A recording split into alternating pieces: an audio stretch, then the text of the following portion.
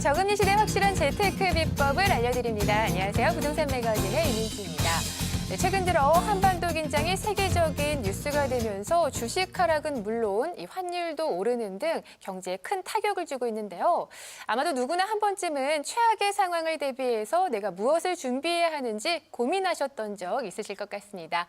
자, 이에 대해서 투자왕 짐 로저스는요, 얼마 전 인터뷰를 통해서 내가 한국에 살고 있는 2030 세대라면 이것을 꼭 하겠다라고 답했는데요.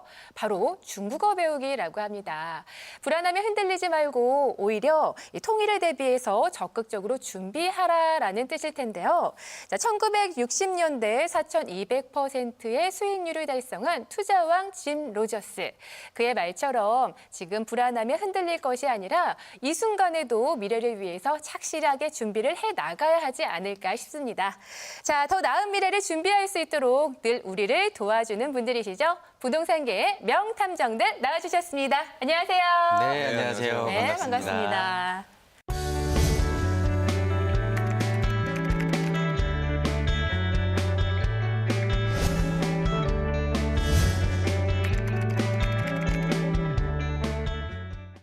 자, 오늘 사건 파일은 과연 어떤 투자 지역에 대해서 이야기를 좀 해주실지 오늘의 사건 파일을 공개하겠습니다. 보여주시죠.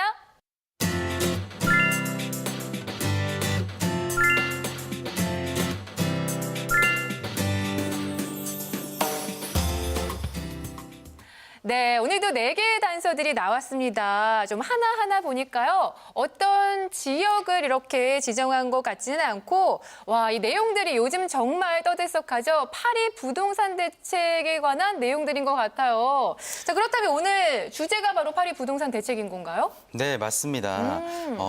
한눈에 이렇게 또 딱 보니까 네, 바로 네. 정답이 나오시죠. 워낙 많이 네. 들어서. 그래서 오늘 명탐정의 사건 수첩은 이제 파리 부동산 대책에 대해서 한번 이야기를 해보도록 하겠습니다. 그래서 앞으로의 투자의 방향성이나 아니면은 전략을 세우는데 굉장히 중요한 사건이지 않을까 생각을 합니다. 그래서 핵심 요점만 딱딱 짚어가지고 한번 설명을 해드리는 시간을 가져보도록 하겠습니다. 네.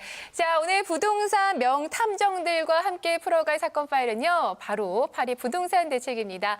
자, 방송을 보시다가 궁금한 사항이 있으시거나 부동산 상담이 필요하다 하시는 분들은요, 아래 전화번호 나가고 있죠? 이쪽으로 언제든지 연락 주시기 바랍니다. 여러분들의 많은 참여 바랍니다.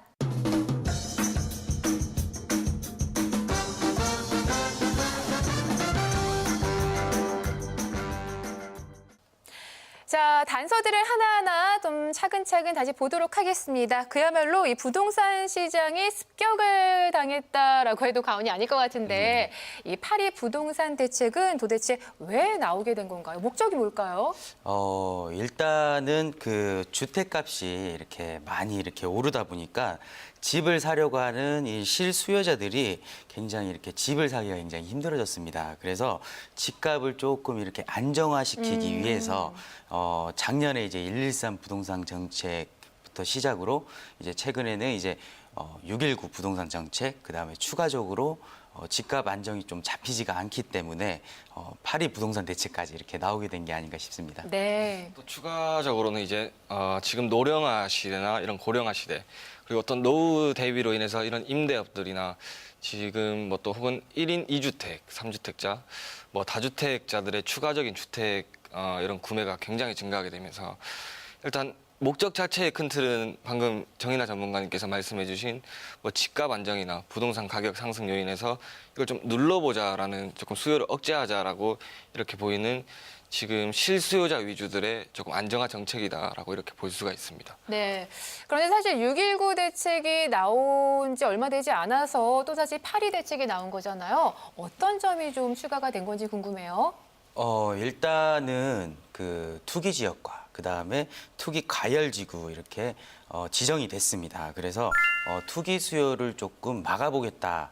이러한 정책이 조금 추가되지 않았나 싶습니다.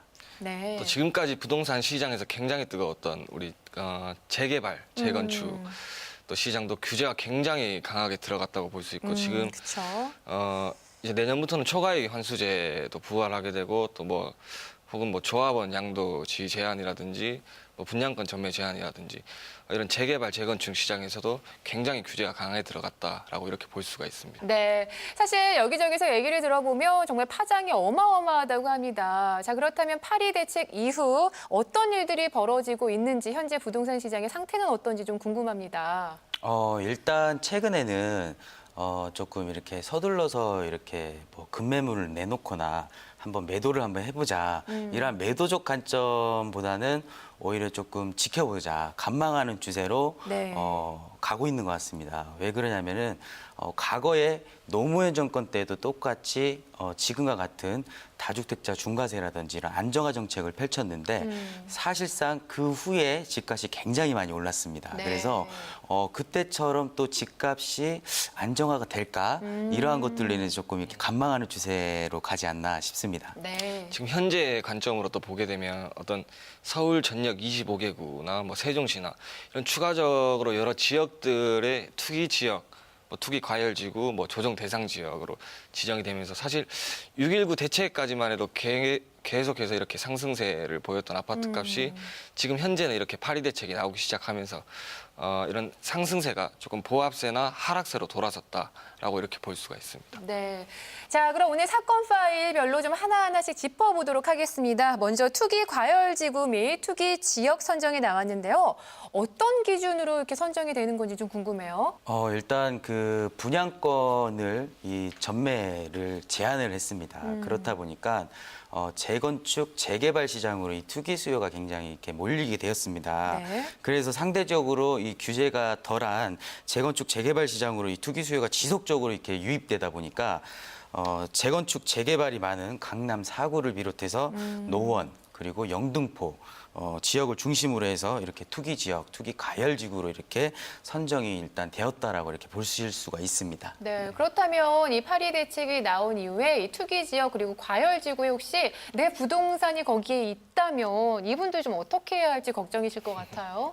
일단 그 관망세 현상을 지금 현재는 이렇게 띄고 있습니다. 그래서 너무 급하게 이렇게 서두르시기보다는 오히려 조금 이 관망하는 추세로 그 다음에 보시는 게 좋을 것 같고요. 그 다음에 안정화 정책이 지속적으로 이렇게 유지되는 것이 아닙니다. 왜냐하면은 안정화 정책이었다가 또 이렇게 부양책을 또 이렇게 쓰기도 하고요. 또 부양책을 쓰다가 또 안정화 정책을 이렇게 또 쓰기도 하기 때문에 계속 지속적으로 이렇게 안정화 정책을 사용하기에는 힘들다라고 볼 수 있고 그래서 단기적인 관점보다는 오히려 그 장기적인 투자 관점을 조금 보시는 게 좋지 않나 싶습니다. 네.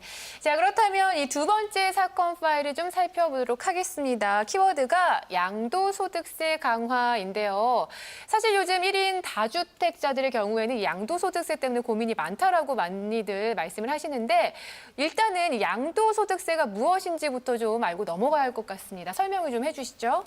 일단 양도소득세는 일단 네. 어떤 부동산에 대해서 소유권을 취득하게 되면 그 취득 이후에 양도를 할 때 내가 부동산을 취득하고 그러니까 다시 양도를 할 때까지의 기간 동안 생기는 양도 차익에 대한 세금이라고 생각하시면 될 것 같습니다. 자, 그렇다면 이 양도소득세를 강화하겠다라는 말인데 강화 대상자가 누구고 또 어떻게 강화를 한다는 건지 궁금해요. 일단 강화되는 지역은 네. 투기 지역 그리고 투기 과열지구 그리고 조정 대상 지역이라고 볼 수가 있습니다. 그래서 이 세 가지의 그 양도 소득세를 강화를 하게 되고요. 양도 차익이 일어나면 기본 세율이 있습니다. 그래서 그 양도 차익에 따라서 세율 구간이 6%에서 40%까지 구간이 다릅니다. 거기에다가 추가적으로 2주택자일 경우에는 10% 이제 중과세가 있고요. 그리고 3주택자 이상일 경우에는 20%까지 네. 이렇게 중과세를 또 매기게 됩니다. 아이고. 그리고 중요한 거는 이 장기 보유 특별 공제가 이제 앞으로는 배제가 되는데 그래서 장기적으로 조금 그 주택을 소유하고 계셨더라면은 만약에 급하게 이걸 뭐 파셔야 된다 이런 매도를 하셔야 된다라고 하시는 분들 같은 경우에는 과거에는 조금 차익이 많이 일어난 것을 조금 늦게 이렇게 파는 식으로 갔는데 지금은 주택 장기 보유 특별공제가 배제가 되기 때문에 조금 주택 보유 기간을 조금 더 따져봐야 이 세금의 효과를 조금 얻을 수 있지 않나 그렇게 싶습니다. 네. 자, 말씀을 들어보니까 20%라고 하면 3주택 이상을 소유하고 계신 분들 정말 타격이 클 것 같습니다. 자, 그렇다면 이럴 때는 어떻게 투자 전략을 조금 수정을 해야 할지 궁금한데 어떻게 하면 좋을까요? 큰 틀로 한번 생각해 볼 필요가 있다고 생각합니다. 왜냐하면 네. 지금 방금 정인아 전문가님께서 말씀해 주신 대로 지금 현재 안정화 정책을 사용하고 있지만 이게 지속적일 수는 없습니다. 그래서 뭐냐면 시장이 조금 안정화 단계로 접어들기 시작하면 다시 부양책을 쓰기 마련이기 때문에 그래서 다시 부양책을 쓰게 되면 그동안 조금 눌러져 있던 이런 부동산들이 조금 스프링 효과를 보게 되면서 조금 차익을 또 볼 수가 있고요. 그리고 방금 또 말씀해 주신 장기 보유 특별공제 부분에 있어서 조금 제가 주의점을 말씀해 드리면 네. 실제로 세금을 유리한 쪽으로 생각하시다가 장기적으로 보유한 주택을 먼저 정리해 버리시는 경우도 있습니다. 네. 근데 이렇게 세금에 중점을 두시기보다는 실제로 앞으로 차후에 미래 가치에 더 중점을 두는 게 중요하지 않나라고 생각을 합니다. 네. 근데 미래 가치가 어떨지 알 수가 없으니까 그게 또 문제인 것 같아요. 자, 2주택 이상자 그리고 3주택 이상자 이렇게 구분을 해서 좀 얘기를 해봤는데 그렇다면 1주택자는 괜찮은 건가요? 세금 혜택이 있는 건지 좀 궁금한데요. 과거에는 네. 1인 1주택일 경우에는 그 2년간 이렇게 보유를 하고 있으면은 비과세 혜택이 주어졌습니다. 근데 네. 지금 이제 투기 지역이나 투기 가열 지구 그리고 조정 대상 지역 같은 경우에는 1인 1주택 비과세 요건도 강화가 되었습니다. 그래서 실질적으로 거주를 하느냐 그거를 보겠다라는 거죠. 그래서 2년 보유해서 2년 거주로 이렇게 바뀌었다라고 보실 수가 있습니다. 그래요. 자, 그렇다면 이렇게 양도소득세 강화에 따라서 또 주의할 점이 있다면 어떤 것들이 있을까요? 지금 기존의 양도소득세 같은 경우에는 보유 기간에 따라서 세율이 각각 이렇게 다르게 적용됐다라고 볼 수 있는데 네. 지금 현재는 조정 대상 지역 내에서는 분양권 전면 시에 이렇게 보유 관계에 관계없이 50%까지 이렇게 세율을 적용하게 됩니다. 그래서 지금 현재 건물 시장이나 뭐 특히 아파트 시장에 계신 분들은 세율 부분을 조금 잘 알아보시고 그리고 정리를 하시거나 또 보유를 하시더라도 한번 또 세율 부분을 알아보시고 그다음에 이제 투자 차익을 잘 계산해서 이렇게 생각을 하신다면 또 굉장히 큰 도움이 되시지 않을까라고 생각합니다. 네. 근데 이 시점에서 사실 솔직하게 이런 궁금증이 드네요. 이렇게 양도소득세를 강화하면 실제로 부동산 가격이 안정이 되는 건지 도움이 되는 건지 어떤가요? 일단은 지금 현재 이렇게 단기적으로 봤을 때는 지금 이제 주택값이 증감폭이 지금 감소세로 접어들었습니다. 네, 그리고 급매물이 어쩌다가 하나씩 이렇게 나오고 있는. 네, 그리고 반면에 오히려 그 외의 지역들은 풍선 효과로 오히려 일기 신도시의 경우에는 반사이익으로 오히려 값이 이렇게 조금 오르고 있다. 그렇게 보실 수가 있고요. 집값이 안정화되기보다는 지금 현재 모든 주택 가지고 있는 네. 분들이 관망세를 띠다 보니까 오히려 매물들이 안 나오고 있습니다. 그렇다 보니까 실질적으로 매물이 쏙 들어가 버리면은 오히려 그 수요자들은 매물이 안 나오니까 뭔가 팔게끔 유도를 하기 위해서 금액을 조금 올려서 부른다든지 아니면은 또 전세 세입자도 이제 조금 이렇게 값을 조금 올린다든지 그럼 또 집값이 올라가게 되기 조금 마련이기 때문에 너무 이렇게 서두르시는 것보다 조금 향후의 전망을 조금 지켜보는 것이 좋지 않나 이렇게 싶습니다. 네. 자, 그럼 계속해서 세 번째 사건 파일 좀 살펴보도록 하겠습니다. 대출 규제가 나왔는데요. 이 대출을 좀 해야 서민들이 좀 대출 받아서 전세도 가고 내 집 마련도 할 텐데 이렇게 대출을 규제하는 이유는 뭔가요? 일단 단기적으로 봤을 때는 지금 주택값이 또 많이 오르다 보니까 그 투기 수요를 막기 위해서 대출 규제를 이제 하고 있다라고 이렇게 보고 있는데 실질적으로 가계 대출이 굉장히 뭐 많다라고 이렇게 표현을 많이 합니다. 많은데 주택담보대출은 이 가계대출에 물론 포함은 되겠지만 실질적으로 이 가계대출에서 50%도 안 된다라는 거죠. 그렇기 때문에 조금 투기 수요를 막기 위해서 일단 조금 형식적으로 보여주기 식으로 이제 그런 언어를 사용을 하는 것이지 실질적으로 가계대출 대비 주택담보대출 비율은 굉장히 우리나라가 물론 증감폭은 있었지만 아직까지 그래도 그렇게 위험할 정도는 아니다라고 이렇게 보실 수가 있습니다. 네, 대출이라고 하면 이 두 가지 용어가 항상 나오죠. 이 LTV하고 DTI인데요. 항상 들어도 또 항상 헷갈리는 게 이 두 가지 용어인 것 같아요. 이번 기회에 좀 자세하게 풀어서 설명 좀 해주세요. 네, 일단 네. LTV와 DTI.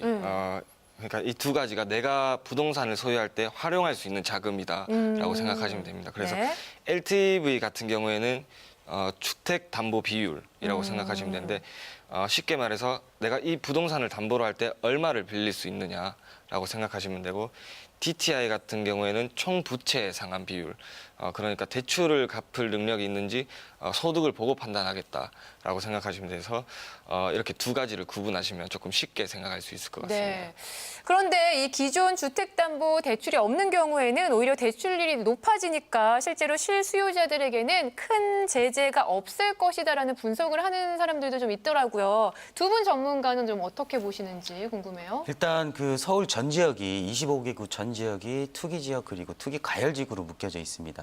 그렇기 때문에 기존의 이 LTV, DTI 비율이 70%, 60% 이렇게 였습니다. 근데 지금 투기 지역과 투기 가열 지구 같은 경우에는 40%를 이렇게 조정이 LTV, DTI가 조정이 됐습니다. 네. 그리고 실수요자라고 하더라도 기존의 70%, 60%였던 것이 지금 현재 50%로 줄어들었습니다. 그래서 오히려 이 서울 25개구 전역이 이제 지금 투기지구, 투기 가열지구로 묶였기 때문에 네. 서울로 집을 준비했던 사람들이 대출이 적게 나오다 보니까 오히려 지금은 이 아파트를 들어가려고 했다가 오히려 대출이 적게 나와서 돈이 부족하다 보니까 전세를 다시 이렇게 들어가는 조금 그러한 현상이 조금 보이고 있습니다. 그래서 조금 실수요자들을 위한 정책이 조금 더 나온다면은 오히려 조금 더 좋지 않을까 싶습니다. 그래요. 네.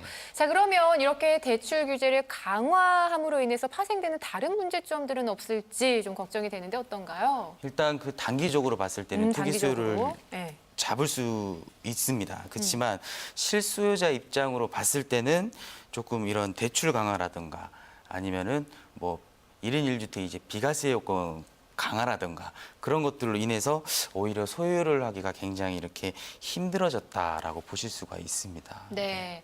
자, 그럼 계속해서 네 번째 사건 파일을 좀 살펴보도록 하겠습니다. 바로 재개발, 재건축 규제인데요. 아니 이렇게 규제를 하면 앞으로 뭐 헌집 주고 새집 받고 뭐 이렇게 내 아파트가 낡아도 새로 뭐 못 짓는다 이런 건가요? 이거 어떻게 되는 건가요? 네. 새로 이렇게 못 짓는 것이 아니라 오히려 이 낡은 아파트들은 새로 짓기에 마련입니다. 그래서 분양권을 전매를 이렇게 제한을 하다 보니까 투기 세력들이 분양권 전매에서 재건축, 재개발 시장으로 이렇게 이동을 했다라고 보실 수가 있습니다. 그래서 재건축 시장으로 이동을 하다 보니까 또 집값이 굉장히 많이 상승을 하게 됐죠. 그러다 보니까 부동산 값이 많이 올라서 추가적으로 이렇게 규제를 조금 하고 있는 그러한 상황이라고 조금 보실 수가 있습니다. 네. 자, 그렇다면 이 재개발, 재건축을 어떤 식으로 규제를 한다라는 건가요? 지금 재개발, 재건축 중에서도 대표적인 규제가 초과이익 환수제가 내년에 부활하게 됩니다. 그래서 이 초과이익 환수제라는 게 한 가구당 얻은 이익이 이게 일정 금액을 넘어가 버리게 되면 그 초과하는 금액에 대해서 세금을 환수하는 제도라고 하는데 이게 이런 재개발, 재건축의 규제가 그러니까 재건축의 시작 단계와 이런 끝 단계 네. 쪽으로 가서 이런 중간 단계에서 얻을 수 있는 차익을 조금 막아보겠다, 이렇게 조금 눌러보겠다라는 안정화 정책으로 볼 수가 있습니다. 네. 네, 그리고 추가적으로 재건축 시장에 재당첨을 또 이렇게 제한을 했습니다. 그래서 조합원에 당첨이 됐다라면 네. 추가적으로 이 일반 분양분에 대해서 추가적으로 이렇게 재당첨이 될 수가 없다라는 거죠. 그리고 향후에 이 5년간 또 투기 가열지구나 투기 지역 같은 경우에는 조합원 분양에 또 재당첨까지도 이렇게 제한하는 그렇게 고강도의 조금 이렇게 안정화 정책이 아닌가 싶습니다. 네. 사실 그동안까지는 많은 부동산 투자자들의 핵심 투자 대상이 이 재개발 지역이 아니었나 싶어요. 그렇다면 이미 재개발 지역에 투자를 하신 분들은 이제 어떻게 해야 하는지 좀 걱정일 것 같은데 어떻게 해야 하나요? 과거에 2009년도쯤에 굉장히 그 우리나라의 재개발 시장이 굉장히 많이 붐이 또 네. 일었었습니다. 잠깐 이렇게 또 붐이 일었다가 또 초과이익 환수제 시행 등으로 인해서 거품이 이렇게 순식간에 이렇게 또 쭉 꺼지는 네. 그런 현상들을 볼 수가 있는데 일단 재건축의 이 시작이 됐느냐 안 되느냐가 굉장히 중요한 부분입니다.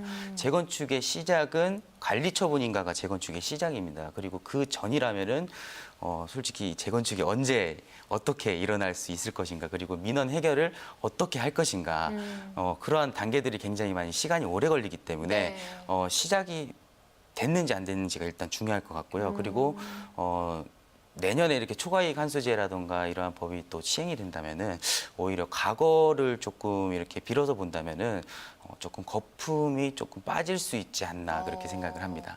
그러면 앞으로 이 서울 지역의 재개발 시장은 앞으로 이 부동산 투자의 대상으로 삼을 수 없는 건지 이것도 뭐 단기적인 건가요? 앞으로 뭐 좋아지나? 예. 뭐 사실 이런 규제 정책에 의해서 뭐 네. 강남권이나 이런 서울 지역으로 해서 재개발 재건축의 수익성이 예전 같지 않은 건 사실입니다. 근데 그래서 지금 현재는 실제로 조합원이나 건설사가 조금 움츠러들었다라고 이렇게 볼 수는 있는데 뭐 사실 같은 자금 대비해서 투자자 입장에서 이렇게 투자처를 찾았을 때 재건축, 재개발의 시장의 발걸음은 조금 수요 자체는 조금 줄어들 수 있겠다라고 볼 수가 있습니다. 그래요. 자, 그렇다면 지방의 경우는 어떨까요? 지방의 이 재개발 시장의 전망이 좀 어떤지 궁금한데. 지방 같은 경우에는 일단 조금 수도권과는 굉장히 조금 다르게 보셔야 됩니다. 왜냐하면은 네. 수도권 같은 경우에는 땅이 부족하다 보니까 아파트가 지을 곳이 없다 보니까 네네.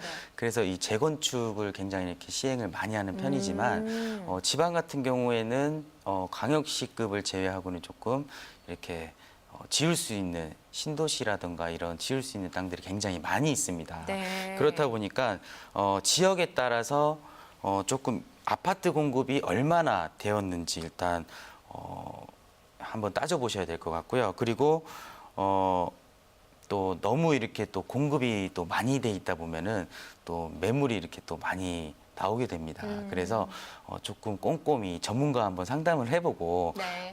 투자를 하시는 것이 일단 중요할 것 같고, 그리고 실수요자의 입장으로 봤을 때는 일단 그 고점 저점을 굉장히 이렇게 알기가 쉽지가 않습니다. 그렇기 때문에 지금 얼른 소유를 하는 편이 굉장히 좋다라고 이렇게 말씀드릴 수가 있습니다. 네.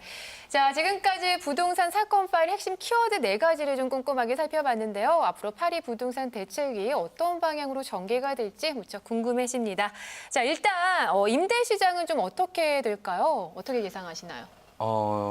지금 이제 조금 이렇게 집을 많이 가지신 분들은 오히려 이렇게 매도를 하겠다라는 것보다 오히려 대출이 안 되니까 전세를 내주겠다 이런 관점으로 지금 가고 있습니다. 네. 그리고 전세에서 또 지금 현재는 또 이렇게 월세 시장으로 조금 가다 보면은 이 실수요자 입장으로 봤을 때는 굉장히 그 집을 이렇게 집값에 대한 부담감이 더욱 커지게 되죠. 그렇기 때문에 전월세 시장으로 일단 집을 이제 그 실수요자들이 집을 못 사게 되기 때문에 대출 요건이라든가 이런 강화들 때문에 집 사기가 굉장히 힘들어졌습니다. 그렇다 보니까 오히려 전세나 월세 시장으로 가야 되는데 이분들이 또 전세를 좀 이렇게 또 많이 받을 수도 있고 그렇기 때문에 조금 전세나 월세 시장으로 조금 몰리지 않을까 그렇게 생각을 합니다. 네. 자, 이 부동산 대책 이번에 나온 것이 다주택자들에 대한 좀 강한 규제가 있잖아요. 그렇다면 반대로 저처럼 집이 없는 무주택자들에게는 조금 집을 구매하는 기회가 될 수 있는지 궁금한데 어떤가요? 그래서 실제로 서울에 사는 분들이라면 지금 뭐 투기 지역이나 투기 과열지구, 뭐 대출 규제로 인해서 이렇게 오히려 실수요자들이 집을 이렇게 소유하기가 어려워졌다고는 볼 수는 있습니다. 근데 이게 오히려 우리가 반대로 생각하게 되면 정책들이 이렇게 변화하는 시점에 수요자들에게 기회로 다가오는 경우가 굉장히 많기 때문에 꾸준히 부동산에 관심을 가지시고 네. 또 이렇게 찾아보신다면 오히려 더 좋은 기회가 될 수 있다라고 말씀드리고 싶습니다. 무주택자들에게는 오히려 좋은 기회가 될 수도 네. 있겠다. 그래요. 그런데 부동산 시장이 계속 이렇게 위축이 된다면 이 부동산 업계에 계신 분들도 우리 전문가분들도 조금 어렵지 않을까 하는데 어떤가요? 일단 그 거래가 굉장히 감소를 했습니다. 지금 현재. 그렇다 보니까 네.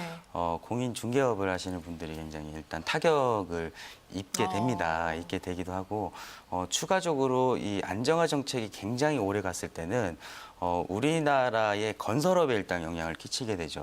그렇다 보면 또 우리나라 경제에 또 이렇게 영향을 끼치게 됩니다. 네. 그래서 물론 이렇게 보면은 이 안정화 정책만 지속적으로 펼칠 수가 없고 과거를 봤을 때 안정화 정책이 또 이렇게 있다라면 또 부양 정책이 또 추가적으로 이렇게 온다. 네. 그래서 그 밝은 또 그 부동산 부양책을 펼칠 수 있는 그런 밝은 날이 또 올 수가 있기 때문에 네. 무조건 지금 뭐 서둘러서 이거를 빨리 안정화를 시키는 빨리 규제를 많이 하니까 빨리 팔아버리겠다. 오히려 이런 관점보다는 오히려 또 전망을 조금 지켜보시면서 또 전문가 또 상담도 하면서 네, 그러면서 네. 꼼꼼하게 한번 따져보셔야 되지 않나 싶습니다. 네. 네. 그리고요, 이 보완책이 또 거론이 되고 있다고 하는데 어떤 부분의 보완이 필요할까요? 어떻게 생각하세요? 저 같은 경우에는 이제 토지가 실제로 플랜 B가 될 수도 있다고 생각합니다. 뭐냐면 이게 정책에 의해서 지금 주거 시장이 조금 얼게 되면서 지금 현 정부보다 그전 정권에서 이렇게 많은 부양책들로 인해서 이렇게 아파트를 지금은 안정화를 시키고 있다고 볼 수가 있는데 지금 이렇게 시장에 나와 있는 막대한 자금들이 사실 갈 곳이 조금 없습니다. 지금 추가적으로 뭐 40대나 50대, 60대 분들도 뭐 투자 대책으로 이렇게 마련해 놓은 자금이 갈 데가 없는 상황이고요. 그래서 지금 이렇게 불확실한 상태일 수가 있기 때문에 지금 오히려 토지 시장으로 자금이 이렇게 몰릴 수요가 좀 집중될 수도 있는 그런 가능성이 굉장히 크기 때문에 지금 시기적으로 건물의 시장보다 이런 실제로 시세 차익을 조금 많이 낼 수 있는 토지 시장이 조금 더 유망한 지역이다라고 볼 수 있습니다. 네. 맞습니다. 이동규 전문가님 말씀처럼 지금 현재 실질적으로 주택으로 투자를 하시는 분들이 토지 시장을 굉장히 많이 이동을 하고 있습니다. 그렇다 보니까 조금 발 빠르신 분들은 벌써 이동을 많이 했기 때문에 지금 현재 그 9년 만에 토지 경매 낙찰가율이 9년 만에 또 80.9%로 굉장히 상승을 많이 했습니다. 와. 그 이유가 뭐냐면은 네. 오히려 이 주택을 규제하다 보니까 주택으로 투자를 우리가 하기보다는 오히려 주택의 풍선 효과로 이 토지 시장으로 네. 굉장히 이렇게 많이 이동을 하고 있다라고 이렇게 보실 수가 있습니다. 그래서 너무 이 주택 시장, 건물 시장만 이렇게 보는 것보다 토지 시장으로도 관심을 가져보고 그리고 토지 시장 중에서도 어떠한 토지를 소유하느냐, 어떠한 위치에 있느냐 이 토지가 거기에 따라서 이 토지가 굉장히 황금성이 좋아질 수도 있고 추가적으로 집가 상승이 굉장히 많이 일어날 수가 있기 때문에 그냥 무조건 이렇게 투자를 하는 것보다 또 저희가 또 세미나를 하고 있습니다. 그래서 어떤 유망 지역이 있는지 그런 것부터 하나하나 저희가 다 설명을 해드리기 때문에 네. 한번 세미나에도 참석을 하셔가지고 좋은 정보 많이 얻어가셨으면 좋겠습니다. 네. 자, 그렇다면 조금 어려운 질문일 수도 있겠는데 이 위축기 어디까지, 언제까지 좀 갈 거라고 보시나요?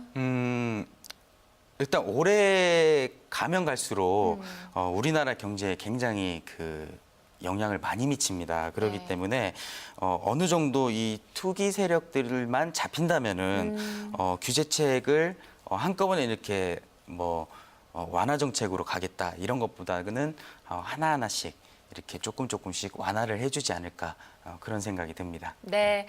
자, 환경이 변했다고 해서 남 탓하고 또 푸념만 할 수는 없겠죠. 새로운 환경에 적극적으로 대처하는 투자 마인드가 필요할 것 같습니다.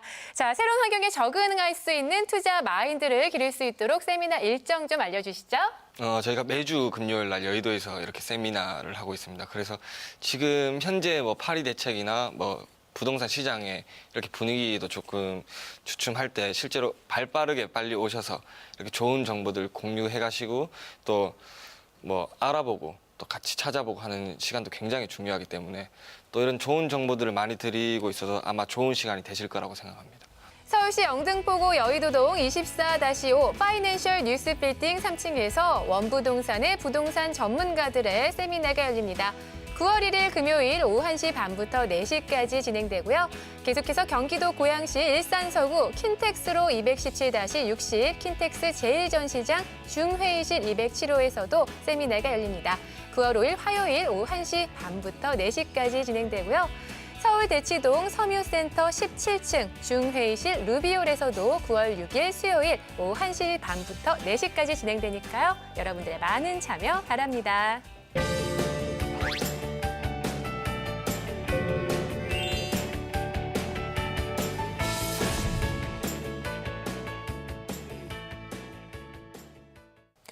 네, 오늘 부동산 매거진은 부동산계 명탐정들과 함께하고 있습니다. 자, 현재 보유하고 있는 자산이 있거나 앞으로 투자 계획들 세우시면서 궁금한 점이 있으면요. 아래 나가고 있는 전화번호로 연락 주시기 바랍니다. 부동산 매거진에서는 전화 상담 받고 있습니다. 자, 오늘의 첫 번째 사연부터 만나보겠습니다. 현재 남양주시 거주하고 있는데 춘천시 남산면 광판리 1100-6번지를 2년째 보유 중입니다. 계속 보유해야 할지 아니면 팔아야 할지 고민이며 향후 전망이 궁금합니다. 라고 사연 보내주셨습니다. 자, 전화 연결해 볼게요. 여보세요? 네, 여보세요. 네, 안녕하세요. 네, 안녕하세요. 네, 2년째 보유 중이세요? 네네. 네, 계속 보유하는 게 맞나 팔아야 하나 고민이실 것 같은데 네. 전문가 연결해 드리겠습니다. 상담 받아보세요. 네, 시청자님 반갑습니다.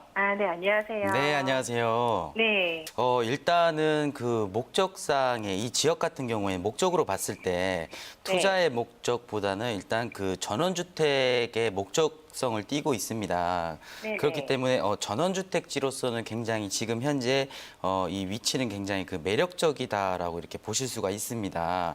그리고 네. 이 주위로 하여금 이 전원주택들이 또 이렇게 하나둘씩 이렇게 들어오고 있는 그러한 상황들이 네네. 있습니다. 하지만 맞아요. 조금 네. 그 단점으로 봤을 때는 조금 이 도심하고 굉장히 거리가 조금 멀다라고 이렇게 보실 수가 있습니다. 네네. 그래서 지금 현재는 이 도시에 거주를 하고 계시는데 오히려 그 전원주택 생활을 할 때 이 도시에 살다가 전원주택을 가면은 이러한 도심과의 거리가 멀다 보면은 조금 네. 적응을 하기가 굉장히 이렇게 힘들어하시는 분들도 있습니다. 네네네. 그렇다 보니까 너무 많은 토지를 또 사서 나중에 네. 또 황금성이 또 떨어지면 안 되기 때문에 네. 이 토지 같은 경우에 전원주택지로서는 굉장히 매력이 있지만 네. 가치 상승으로 봤을 때는 그 장기적인 관점으로 조금 봐야 되는 그러한 토지입니다. 그렇기 때문에 장기적이요? 너무 많이 네. 소유를 하시는 것보다 일단은 네. 주택을 지으셔서 생활을 일단 해보시고 정말 네. 이 전원주택이 매력이 있고 그 다음에 적성에 잘 맞다. 이렇게 생각이 되실 때는 추가적으로 물론 이렇게 텃밭도 조금 이렇게 기를 수 있는 그러한 네, 토지들을 네. 소유를 하면 좋겠죠. 네, 그래서 네네. 일단은 한번 그 생활을 먼저 해보시고 그 다음에 네. 소유를 하는 거는 조금 추후에 차차 이렇게 생각을 해보시는 것이 좋지 않나 그런 생각이 듭니다. 네. 네, 알겠습니다. 네, 앞으로 결정하는데 네. 조금 참고하셨으면 좋겠습니다. 네네. 네. 자, 계속해서 다음 사연 만나보도록 하겠습니다. 판교에 거주하고 있는데 부산 기장군 장안읍 용소리 산 154번지를 30년째 보유 중입니다. 향후 전망이 궁금합니다. 라고 사연 보내주셨습니다. 전화 연결해 볼게요. 여보세요? 여보세요? 네, 안녕하세요. 네네네. 와, 벌써 30년이나 보유 중이세요? 네네. 오, 오래 보유하고 계신데 앞으로 이곳의 전망 어떨지 전문가의 의견 들어보도록 하겠습니다. 네, 부탁드립니다. 네. 네, 반갑습니다, 시청자님. 네, 수고하십니다. 네. 지금 기장에 있는 토지를 제가 봤는데 네. 지금 네. 일단 기장의 전체적인 큰 틀로 보게 되면 네. 기장이라는 지역이 이렇게 바다 주변으로 개발이 이루어지고 있는 구조로 가고 있습니다. 그래서 이렇게 네. 바다 주변으로 이루어지고 있는데 지금 현재 보유하고 계신 토지 같은 경우에는 조금 이렇게 외곽 지역으로 보이긴 합니다.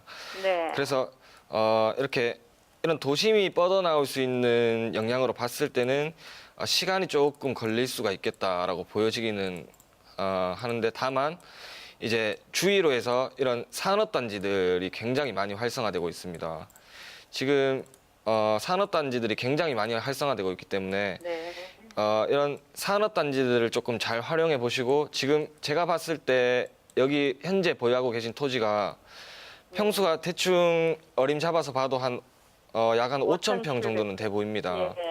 그래서 네. 이 토지의 이 큰 평수를 잘 활용을 하셔서 그리고 산업단지들의 활성화를 조금 이용을 하셔서 이렇게 토지 가치 상승 요인을 충분히 활용할 수 있다고 생각하기 때문에 이 두 가지를 잘 활용하신다면 충분히 이렇게 좋은 토지로 또 될 수 좀 있다고 생각합니다. 구체적으로 말씀해 주시면 좋겠어요. 제가 정말 이해를 못해서. 네. 네네. 지금 현재 보유하신 토지에서 네. 지금 오른쪽 도로 용소청결하고 해서 넘어가게 돼버리면 실제로 네. 산업단지들이 굉장히 많이 활성화돼 있습니다. 네. 그래서 이 산업단지들을 한번 활용해 보시는 첫 번째 방법과 그리고 네. 두 번째는 지금 현재 보유하신 토지 같은 경우에 평수가 크기 때문에 네. 오히려 평수가 크게 되면 활용할 수 있는 어떤 방법들이 굉장히 많습니다. 뭐 전원주택도 이렇게 대형으로 조금 단지를 이렇게 하신다든가 또 뭐 캠핑장 같은 경우도 있고 이렇게 네. 평수를 활용하시는 방법이나 이렇게 장점이 굉장히 많기 때문에 이 두 가지를 한번 잘 활용해 보시면 굉장히 좋은 땅으로 또 거듭날 수 있겠다라고 판단이 됩니다. 네. 네, 좀 도움이 되셨어요. 주변에 산업단지가 많으니까 앞으로 이곳에 좀 반응을 살피면서 어떻게 네. 이 땅을 좀 활용하면 좋을지 그런 연구를 좀 해보셨으면 좋겠습니다. 네. 네, 네. 너무 어려워요. 어렵죠. 네. 네, 방송이기 네. 때문에 우리 전문가들께서도 이렇게 하세요라고 딱 집어서는 말씀을 못하는 점 좀 양해 부탁드리고요. 세미나 일정 네네. 참고하셔서 현장에 오셔서 상담 네. 받아보시는 것도 방법일 것 같습니다. 네, 네. 감사합니다. 네, 감사합니다. 자, 계속해서 다음 사연 또 만나보도록 하겠습니다.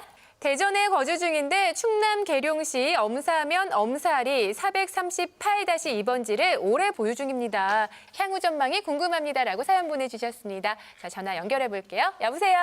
여보세요? 네, 안녕하세요. 네, 안녕하세요. 네, 엄사리에 있는 토지는 오래 보유하고 계셨다는데 몇 년 정도 되셨어요?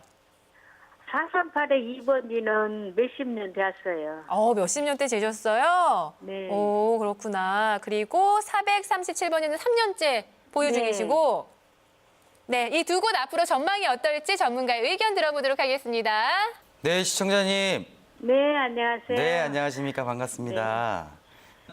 이 토지 같은 경우에는 조금 이 토지 위로 이렇게 철탑이 지금 고압선이 이렇게 지나가고 네, 있습니다. 고압선이 그렇죠? 있어요. 네, 그렇다 보니까 이 고압선이 지나가다 보니까 조금 이렇게 주거지로서는 조금 이렇게 맞지 않다라고 이렇게 보여집니다.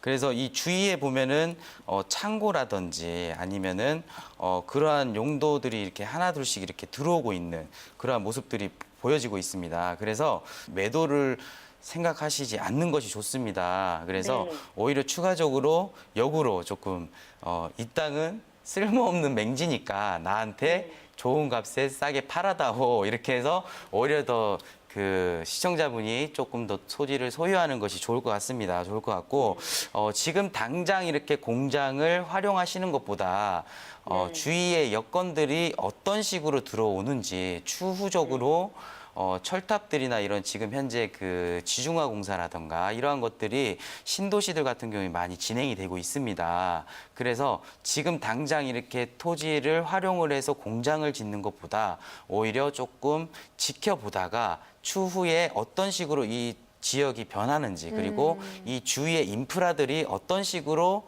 생겨나는지 그러한 것들을 조금 보시면서 오히려 생각을 해보시는 게 좋지 않나 싶습니다. 네. 자, 고민들 좀 잘 해결되셨으면 좋겠습니다. 자, 오늘도 이렇게 다양한 시청자 여러분들의 사연 소개해드리고 궁금증들 상담해드렸는데요. 좋은 결과 있으셨으면 합니다. 자, 계속해서 세미나 일정도 참고해 주시길 바랍니다. 서울시 영등포구 여의도동 24-5 파이낸셜 뉴스 빌딩 3층에서 원부동산의 부동산 전문가들의 세미나가 열립니다. 9월 1일 금요일 오후 1시 반부터 4시까지 진행되고요. 계속해서 경기도 고양시 일산서구 킨텍스로 217-60 킨텍스 제1전시장 중회의실 207호에서도 세미나가 열립니다. 9월 5일 화요일 오후 1시 반부터 4시까지 진행되고요. 서울 대치동 섬유센터 17층 중회의실 루비올에서도 9월 6일 수요일 오후 1시 반부터 4시까지 진행되니까요. 여러분들의 많은 참여 바랍니다. 네, 계속해서 전화상담 서울 026223-9988번으로 접수된 시청자 여러분들의 사연 만나보도록 하겠습니다. 다음 사연 만나보시죠. 거주지는 서울인데 경기도 안산시 단원구 대부동동 1039번지를 2003년에 매입했습니다. 향후 전망이 궁금합니다. 라고 사연 보내주셨습니다. 전화 연결해 봅니다. 여보세요. 네, 안녕하세요. 네, 안녕하세요. 네. 2003년에 네, 매입하셨어요.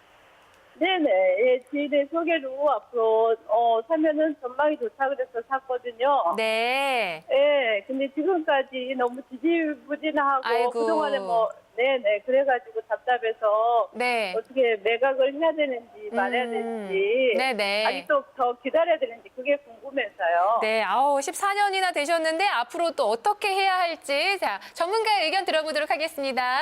네. 네, 반갑습니다, 시청자님. 네, 안녕하세요. 네. 네, 반갑습니다. 네. 지금 일단 제가 대부도의 큰 틀로 먼저 말씀드리겠습니다. 네. 지금 일단 대부도 같은 경우에는 어떤 관광 산업이나 뭐 IT 기업들 이런 의료 관광이나 뭐 어떤 경제적인 관광 인프라가 굉장히 많이 들어오고 있기 때문에 일단 이 대부도 지역 자체는 굉장히 조금 메리트가 있는 지역이다라고 볼 수가 있습니다. 그래서 지금 조금 자세하게 들어가 보게 되면 지금 오른쪽으로 해서 이런 간척지들이 보입니다. 간척지들이 보이는데 조금 간척지 같은 경우에는 장기적으로 봤을 때 이런 개발의 압력이 굉장히 높아질 수 있기 때문에 이것 또한 지금 현재 보유하고 계신 토지에 굉장히 긍정적으로 요인이 미칠 수 있다라고 이렇게 판단이 되고요. 그리고 또 추가적으로 어떤 지금 주변으로 해서 어떤 펜션이나 이런 주택들이 굉장히 많이 들어오고 있습니다. 그리고 지금 오른쪽에 있는 송산 그린시티의 영향도 사실 무시할 수는 없는데 이게 이 신도시들이 사실 이렇게 개발이 되고 나면 어떤 도시가 형성되고 나서 뻗어나올 수 있는 그들 수요가 여기로 또 올 수 있기 때문에 지금 이런 긍정적인 요인들이 굉장히 많습니다. 굉장히 많아서 지금 조금만 기다리시면 앞으로 충분히 가치 있는 땅으로 이렇게 될 수가 있다라고 판단하겠습니다. 아직도 다행입니다. 더 기다려야 됩니까? 네? 저 14년이나 기다린다. 이거 더 기다려야 되나 보죠?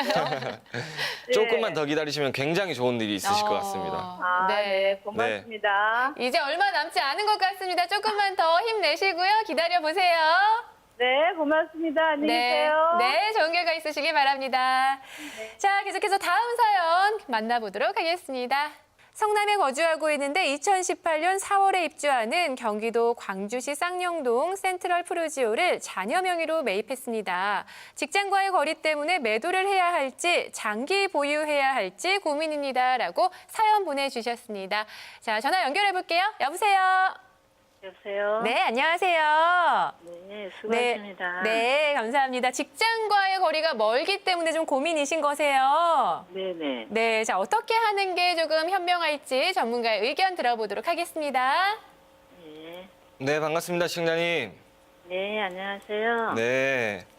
일단 지금 현재 이렇게 보유하고 계신 아파트나 아니면 지금 광주 지역으로 이런 큰 틀에 대해서 먼저 조금 설명을 드리겠습니다. 네. 지금 사실 광주 같은 경우에는 우리가 이렇게 수도권에서 주목을 받지 못한 이유가 어떤 교통의 불편이라고 생각합니다. 그래서 지금은 광주가 뭐 이런 자동차 전용 도로라든지 뭐 이런 또 추가적으로 3번 국도에 이런 교통 부분 해소라든지 그런 부분에 있어서 그 옆에 도시에 이제 성남, 판교, 뭐 강남과의 그 근접성이 굉장히 좋아졌기 때문에 지금은 앞으로는 굉장히 또 유망한 지역이라고도 볼 수가 있고 지금 또 현재 이렇게 보유하고 계신 아파트의 위치가 굉장히 좋습니다. 지금 네. 네네 녹지 비율도 굉장히 좋은 상태로 보이고요. 또 인근 주변으로 해서 어떤 신축 아파트나 그리고 아파트 공급 물량이 그렇게 많지가 않기 때문에 뭐 희소성도 조금 있다고는 볼 수가 있습니다.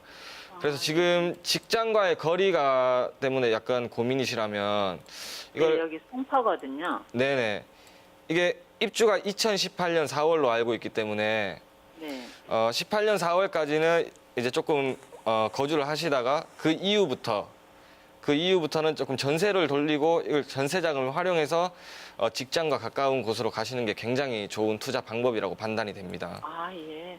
근데 원래 저희가 그 아파트를 입주를 좀 네. 받을 때는요, 단지 안에, 그러니까는 그 아파트 앞에 이렇게 신설도로가 나더라고요. 네네. 신설도로가 나는 건 좋은 것 같은데, 그 아파트 단지 안에 초등학교가 이렇게 들어선다고 그랬었거든요. 네. 근데 그 초등학교가 유치를 안 한다는 말이 있더라고요. 그런 경우에는 많이 그 아파트에 그 차이가 많이 있나요? 지금 일시적인 영향으로는 차이가 있다고 볼 수 있지만 지금 현재 아파트가 이렇게 준공이 되고 난 다음 시점부터 그 주변으로 해서 어떤 아파트들의 공급 물량을 봤을 때 실제로 학교나 이런 인프라들이 구축이 될 수밖에 없는 상황으로 보일 수가 있고요. 지금 이 아파트 단지 내에서 어떤 유치원이나 초등학교 이런 학교들은 지금도 계획이 돼 있는 상태이긴 합니다. 그래서 지금 차후에 있다 하더라고요. 네, 차후에 이제 이게 준공이 되냐 마냐는 조금 지켜봐야 될 문제인 것 같고요.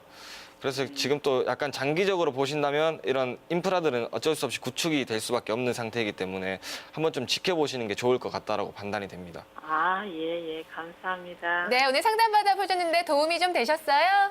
네, 많이 됐어요. 다행입니다. 자, 감사합니다. 네, 참고하셔서요. 현명한 선택하시길 바랄게요. 네, 감사합니다. 네, 감사합니다. 자, 오늘도 이렇게 해서 다양한 시청자 여러분들의 고민들 들어보고 속 시원하게 해결을 좀 해드렸습니다. 오늘 상담받으신 모든 분들 좋은 결과 있으시길 바랄게요. 계속해서 세미나 일정도 알려드립니다. 서울시 영등포구 여의도동 24-5 파이낸셜 뉴스 빌딩 3층에서 원부동산의 부동산 전문가들의 세미나가 열립니다. 9월 1일 금요일 오후 1시 반부터 4시까지 진행되고요. 계속해서 경기도 고양시 일산서구 킨텍스로 217-60 킨텍스 제1전시장 중회의실 207호에서도 세미나가 열립니다. 9월 5일 화요일 오후 1시 반부터 4시까지 진행되고요. 서울대치동 섬유센터 17층 중회의실 루비올에서도 9월 6일 수요일 오후 1시 반부터 4시까지 진행되니까요. 여러분들의 많은 참여 바랍니다. 자, 오늘 부동산 매거진은 부동산계의 명탐정들과 함께 하셨습니다. 자, 마지막으로 명탐정으로서 한 말씀 해주시죠.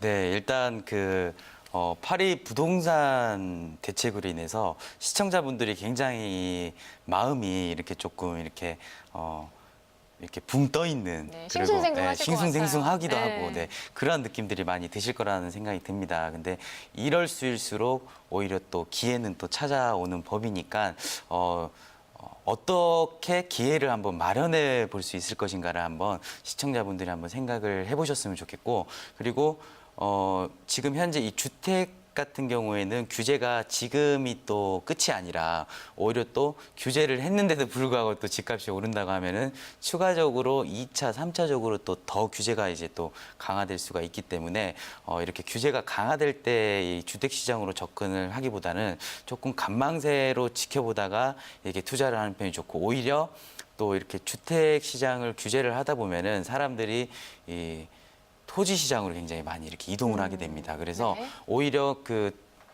다른 분들이 이렇게 이동하시기 전에 먼저 개발과 이렇게 함수 관계가 있는 토지를 또 소유한다면은, 좋은 위치에 있는 토지를 소유한다면은 전 시청자분들이 또 부자로 거듭나지 않을까, 네. 그렇게 생각을 하면서 마무리하겠습니다. 네. 자, 부동산 다시 할게요. 네. 자, 부동산에 대한 모든 정보, 부동산 매거진 저희가 준비한 정보들은 여기까지입니다. 저희는 여기서 이만 인사드릴게요. 시청해주셔서 고맙습니다.